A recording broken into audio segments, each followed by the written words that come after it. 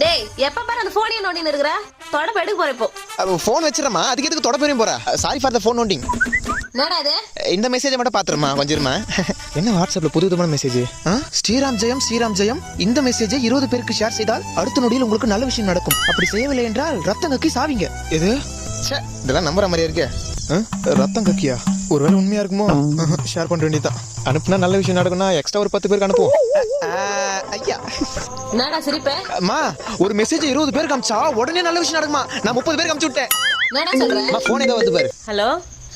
எப்ப ஆச்சு என்னம்மா உன் பாட்டி செத்து போயிட்டாங்கடா மா இதுக்கு என்ன சம்மந்தம் இல்லம்மா சும்மா இதுக்கு என்ன சம்மந்தம் இல்ல டேய் ஐ சொன்ன மாதிரி நல்ல விஷயம் நடந்துச்சு இது என்னது ஓம் சாய்ராம் ஜெயம் இந்த மெசேஜை 15 பேருக்கு அனுப்புனால அம்மா